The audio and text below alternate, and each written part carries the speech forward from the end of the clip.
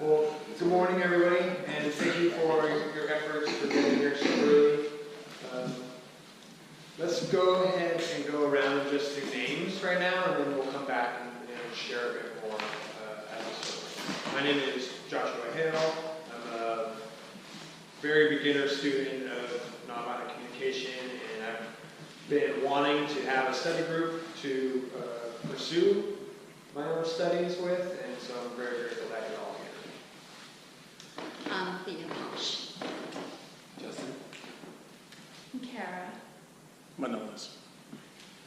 Erica. Dawn. Laura. Andreas. And Rebecca. There will be tests later. So this is going to be a closed group. However, a couple members weren't able to make it today. So we'll be having a couple new members next week. Not sure if it's still on. Yeah. There's a blank picture screen, disappeared.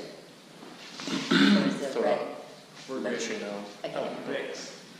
So I'm taking a videotape of just the introduction in order to share with the people that aren't able to make it here, kind of just go over the structure of how this is going to work. So each week we're going to be covering one chapter of the Nonviolent Communication book. Hopefully you have ordered it, have it, or it's on its way here. Does any store in town have it, good stuff? I'm sure Village Books probably does. So this week is going to be different, just because we're going to stumble our way to figuring out how to structure this. But this week we're going to, as a group, read the first chapter, and because this is only going to be an hour-and-a-half meeting, it's recommended to be a 2.5-hour meeting for the study group. So starting next week, reading the chapter will be homework. So we'll all read it at home, and then come in and we'll do question and answers on it, and reflections, and that should give us some time to start initiating role play. But today we're just going to go through and read the first chapter, and then just do question and answers. And then there's a light assignment at the end of it, so it should fill in the time nicely. So bring your books and notebook and pen, because there's going to be some question and answers, and we'll take some time to write those down. It'll be a nice little journal to reflect upon.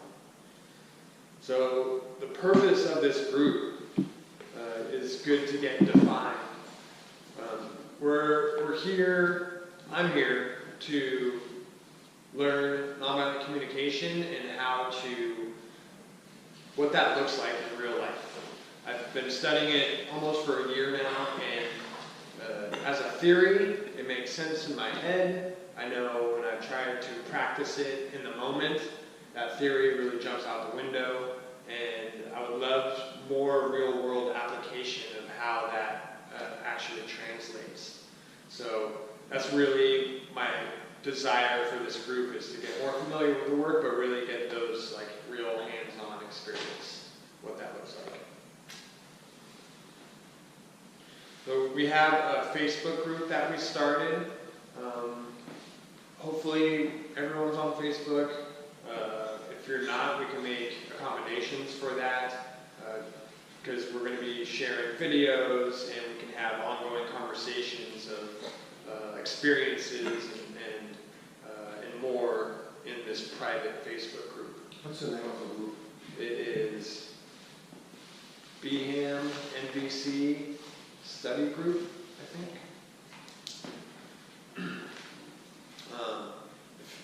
If you have trouble finding it, please contact us and we'll get you locked in. It should be a good resource in a very private area for us to be able to continue to communicate throughout the week.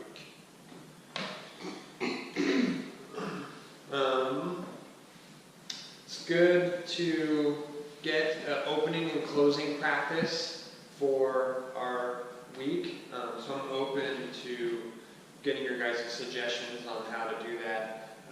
Some other groups have lit a candle or just some way to symbolically start each meeting and then close each meeting. So this is my first time organizing anything like this, so I'm open to the group and your guys' ideas of like how we can make this and give this some more structure.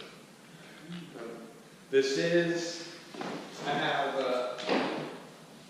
this is a nonviolent communication companion workbook. It was written by Lucy Liu, who was really close to Marshall Rosenberg, and out of all of their workshops and study groups, she created this book as like an accumulation of their knowledge of how to structure study groups.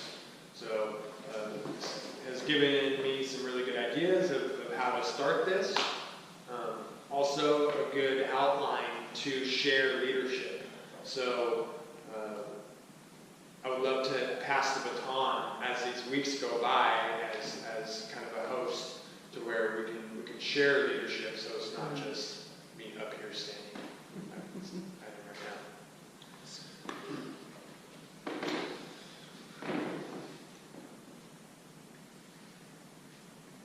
So brief overview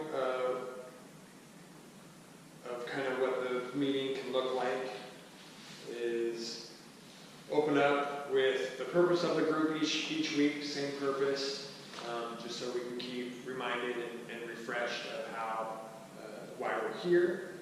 And then a 15-minute opening the circle, invite the group to check in, share what is alive for you, or any like NVC experiences in the last week. Because we have an hour and a half time limit, this will be rather short for each of us, and as the host, it will be my responsibility today, but the host's responsibility to kind of keep everybody on time so that we can then get into the larger chunk, which is the study of the chapter for about 45 minutes, and then open up to like a 15 to 20 minute role play near the end, and then a closing round, which we'll go back around and get like final thoughts. So that's basically the outline, and for today, I do believe, I haven't got the final confirmation, but Alan, who was here giving the introduction to nonviolent communication, the certified practitioner in the area, should be joining us next week as we move into the more role play type of meeting. And so he should be able to offer his expertise in kind of getting us, giving us some structure on how and what that can look like. So Nice. Thank you for bringing that. yeah, and also on the 17th of this month, Alan will be hosting 20th. Thanks. July 20th this month, Alan will be hosting a question and answer of nonviolent communication, open to the whole public. I believe it's going to be here, so friends and family, or I'm sure we'll have plenty of question and answers, or questions by the time the 20th comes around for Alan. It's the 20th of June. Mm-hmm. That's awesome. Also, Alan says he gets a ton of emails every day, but he said he would be open to like video questions from us. So perhaps at the end of the meeting, if we're really stumped on something, I can take a video of the questionnaire or me relaying the question and pass that on to Alan. And throughout the week, he'll get back to us. Probably be able to answer us through the Facebook group, I would imagine. What's the time for the 20th? The title? The time, the meeting time. Was it online? It's 7 p.m., but we're actually taking a poll right now of what would be the best time for everybody, like 11, 3, 7 kind of thing, to see what the majority. What day is that? Thursday. Thursday. We're doing the poll right now.